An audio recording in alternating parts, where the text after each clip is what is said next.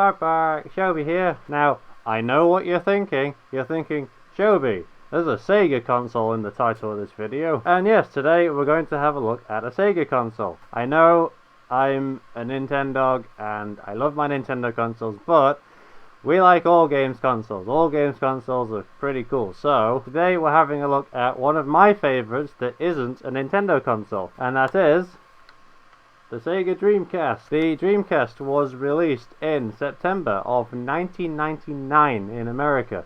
It was actually launched on the 9th, so they marketed it as the 9th of the 9th, 99, which was pretty cool. You may notice this is a European one because it has a blue logo on it. I keep forgetting the exact reason for that. In America it was orange, but in Europe it was blue. The Dreamcast was the first console of the 6th generation of consoles. It came out quite a while before the others being, of course, the GameCube, the PS2, and the Xbox. Sega's previous console, the Sega Saturn, had been quite a big failure, and part of the reason for that is that it was quite expensive. So the Dreamcast was designed that it was made with parts that you could get off the shelf, so things that were quite easy to get, standard components, standard things, and they could sell the console fairly cheaply. It was also the first console to really push the idea of playing games online. Beforehand, you could do stuff online on your console, but you had to buy a modem and then stick it in the back, and it was only to download small titles and things. Every Dreamcast console had a modem on the back, and that allowed you to play games online. Popular ones being things like Choo Choo Rocket, or Quake. Quake Arena was pretty popular, I think. Let's have a look at the console itself. It's quite small, especially for around the time. Like the N64 was quite a bit bigger than that. It's fairly heavy. There's a lot going on inside, but of course it uses CDs. They go in the top. You have the now standard 4 controller ports. At the time, the modem which comes out, I'm going to leave that in to be safe. That comes out, and then if there was like add-ons or things for the bottom of the console, that would go into the slot there. On the back it uses the standard figure of 8 cable, same one as the PlayStation 2. We have the AV port for the proprietary cable, and a serial for, presumably, if you wanted to connect consoles together. I don't know if any games did that. You may notice behind me, there's quite a big gap in my boxes. That is because the Dreamcast had a lot of peripherals for it, and most of the boxes you can see down there. I just like to take a moment to appreciate the design of the boxes for the Dreamcast. They are very simplistic, just have the like metallic blue colour on it and white, and it just says what it is, and that's it. I really like the design of these. It's a little thing, but it's really effective, and as you can see, all the boxes did that. But yes, let's have a look at what came with this console. First of all, of course, you need a controller. They didn't all look like this. They were usually the off-white colour that the centre bit is. Very strange design, where you have your thumbstick at the side, which is a very big thumbstick, a very loose D-pad, and then your 4 buttons.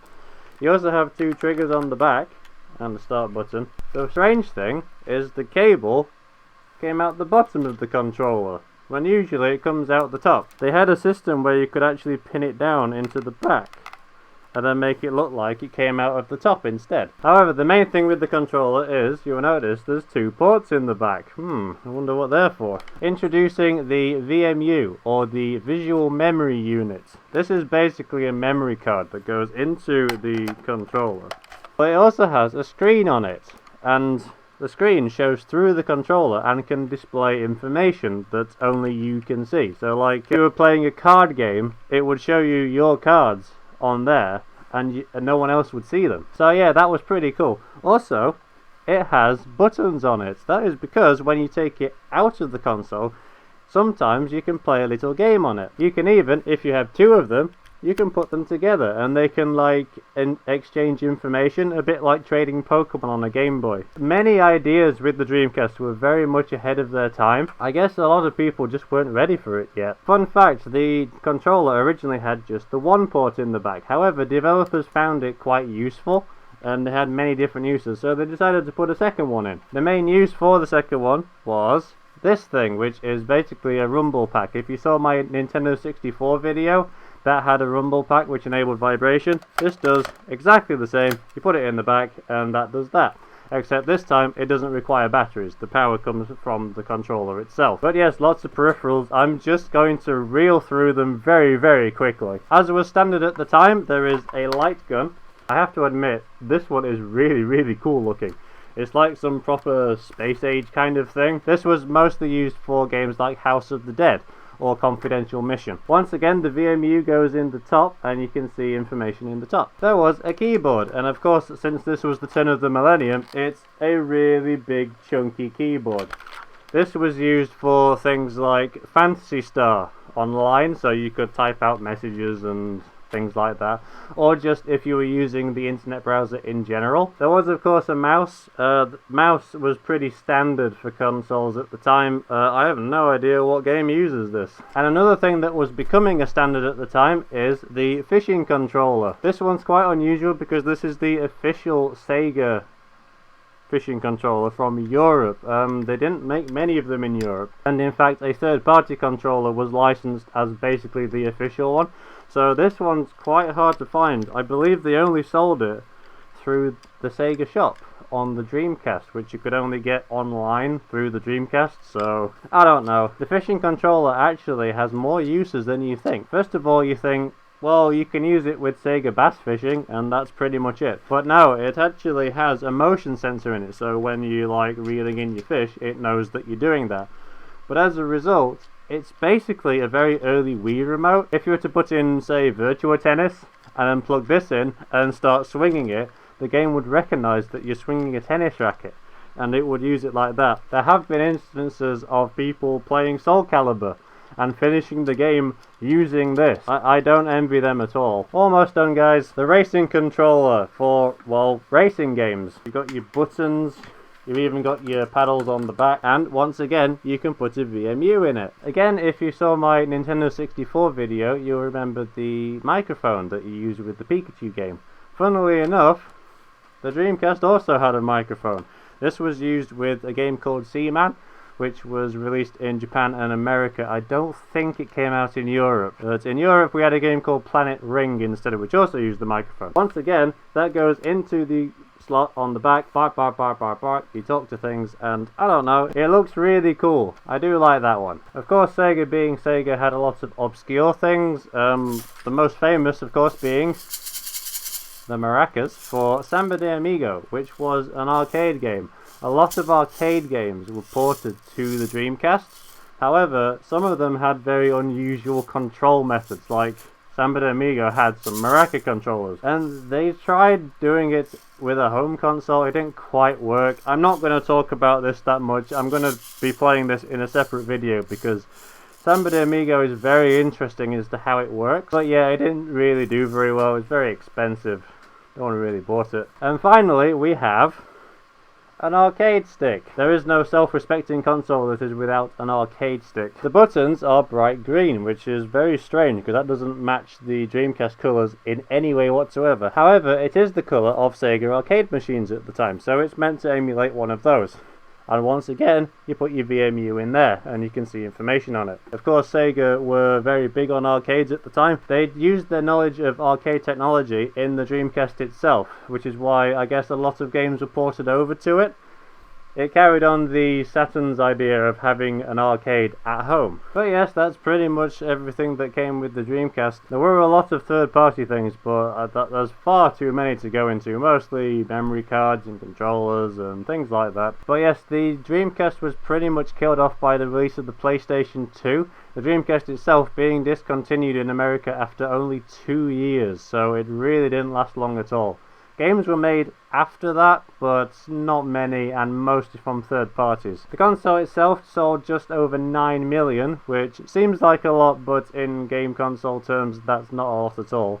However, the console itself is very fondly remembered as being very ahead of its time. Sega seemed to do that quite a lot.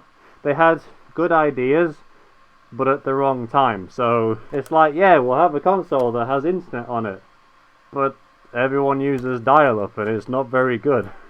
If it had held out for a few more years when broadband came in, then maybe it could have done better, I don't know. But the console is very fondly remembered and has a huge cult following now. There's like Dreamcast 2 rumours every single year, and a lot of homebrew games came out in recent years.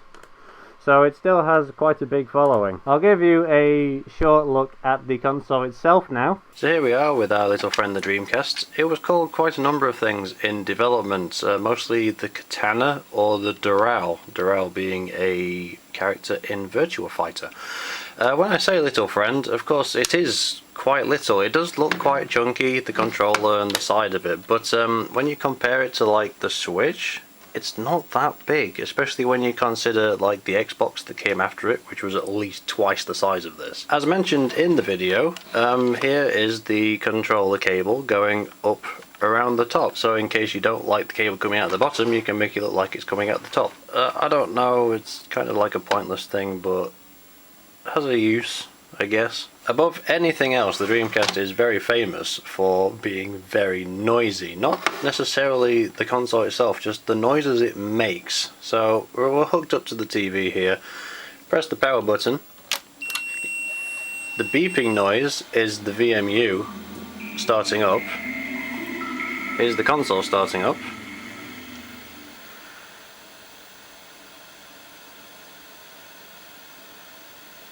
And there we go, there's a menu. We have 4 options. We can play a game, we can look at the file is the memory card files, so see what games you've saved. Settings is settings, and of course it can play music CDs. It does have quite a noisy fan. I don't know if you can hear that. The fan is constantly going. But one of the most famous noises it makes is when you put the disc in and play that. Can I do this in a fursuit hand? There we go. The laser inside makes all kinds of whirring noises.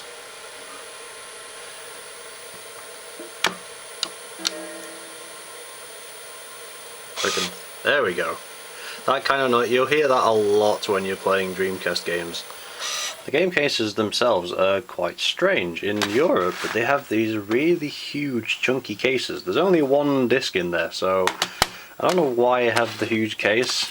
In Japan it comes in a standard dual case, which it makes a lot more sense. And even in America I have a copy of Shenmue here, which of course is more than one disc, but it's still about the same thickness as a European one, so I have no idea why we use these. They also tend to break quite easily as well.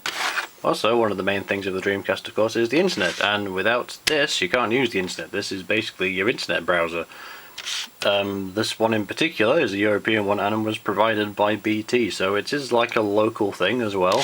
It also has, in the back, oh no, there we go, something called Dream On, which was their demo disc. It has a lot of playable demos on it. There was a load of these. This is volume 1. We have demos of Monaco Racing, Toy Commander, Trick Style, which is pretty cool, and then movies of games coming up like Sonic Adventure and Snow Surfers, Power Stone. There was a lot of advertising for the Dreamcast, so much so that they actually sponsored football teams in Europe. There were 4 different teams in different countries that Sega sponsored.